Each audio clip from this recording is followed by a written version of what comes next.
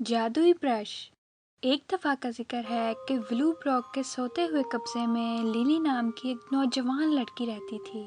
لیلی ایک غیر معمولی تخیل کے ساتھ ایک عام لڑکی تھی۔ اسے ڈرائنگ اور پینٹ کرنا پسند تھا اور اس کا سب سے قیمتی قبضہ ایک جادوئی برش تھا جو اس کے خاندان کے ذریعے نسل در نسل منتقل ہوتا رہا تھا۔ جادوئی برش میں ایک سنہری ہینڈل تھا جس میں پیچیدہ نقش و نگار تھے اور ایک تنگا والا بہترین بالوں سے بنا ہوا ایک برسٹل تھا۔ لیجنڈ یہ تھا کہ اس برش میں جو کچھ بھی پینٹ کیا جاتا تھا اسے زندہ کرنے کی طاقت تھی۔ لیلی کی دادی نے ہمیشہ اسے برش کی جادوئی صلاحیتوں کے بارے میں کہانیاں سنائی تھیں، لیکن اس نے ان پر کبھی یقین نہیں کیا تھا۔ ایک دھوپ کی صبح جب لیلی اپنے سونے کے کمرے کی کھڑکی کے پاس بیٹھی تھی، اس نے لیجنڈ کو پرکھنے کا فیصلہ کیا۔ ہاتھ میں برش لے کر اس نے خالی کینوس پر ایک خوبصورت تتلی کو احتیاط سے پینٹ کیا۔ اس کی حیرت میں تتلی زندہ ہو گئی، اس کے کمرے کے ارد گرد اپنے نازک پنکھ پھڑپھڑاتے ہوئے۔ لیلی اپنے جوش پر قابو نہ رکھ سکی اور خوشی سے ہنس پڑی۔ جادوئی برش کی خبر تیزی سے پورے شہر میں پھیل گئی اور زیادہ عرصہ نہیں گزرا تھا کہ میکس نامی ایک نوجوان لڑکے نے، جو اپنے شرارتی طریقوں کے لیے مشہور تھا، اس کے بارے میں سنا۔ میکس اپنے وحشیانہ خوابوں کو زندہ کرنے کے لیے جادوئی برش پر ہاتھ اٹھانے کے لیے پرعزم تھا۔ ایک شام جب سورج افق کے نیچے ڈوب گیا، میکس خاموشی سے اپنے کمرے میں جاتے ہوئے لیلی کے گھر میں داخل ہوا۔ اس نے جادوئی برش پکڑا اور ایک شریر مسکراہٹ کے ساتھ گھر سے باہر نکل گیا۔ وہ اس کی طاقت کو اپنے مقاصد کے لیے استعمال کرنے کا انتظار نہیں کر سکتا تھا۔ میکس نے ایک بلند اور آگ سے سانس لینے والے ڈریگن کو پینٹ کرنے کا فیصلہ کیا۔ برش کے تیز جھٹکے کے ساتھ ڈریگن زندگی کے لیے گرجتا ہے۔ اس کے ترازو چاند کی روشنی میں چمک رہے تھے۔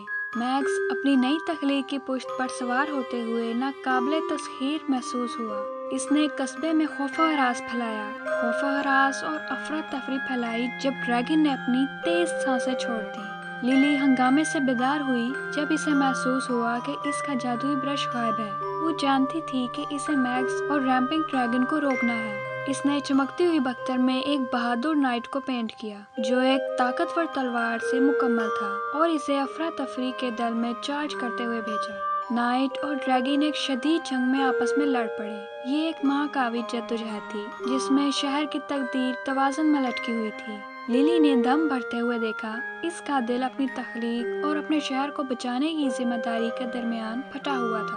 ایک طویل اور سخت جنگ کے بعد نائٹ ڈریگن کو شکست دینے میں کامیاب ہو گیا۔ میکس یہ سمجھتے ہوئے کہ اس نے صورتحال پر قابو کھو دیا ہے، ڈرتے ڈرتے برش کو پیچھے چھوڑ کر بھاگ گیا۔ شہر کے لوگ نائٹ کی بہادری کے شکر گزار جشن میں خوش ہوئے۔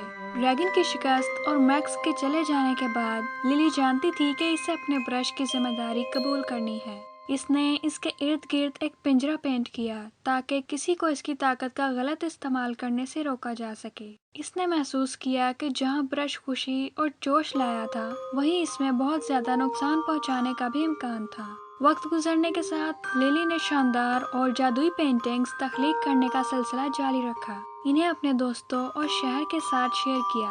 شہر کے لوگ اس خوبصورتی اور حیرت کی تعریف کرنے آئے تھے جو وہ ان کی زندگیوں میں لایا تھا۔ لیلی کا جادوئی برش اب خوف کا باعث نہیں تھا، بلکہ سب کے لیے لطف اندوز ہونے کا ایک قیمتی خزانہ تھا۔ جہاں تک میکس کا تعلق ہے، وہ بالآخر اپنے اعمال کے لیے معافی مانگنے کے لیے واپس آیا۔ اس نے ذمہ داری کے ساتھ جادو کے استعمال کی اہمیت کو جان لیا تھا اور اپنے طریقوں کو درست کرنے کا وعدہ کیا تھا۔ لیلی نے اسے معاف کر دیا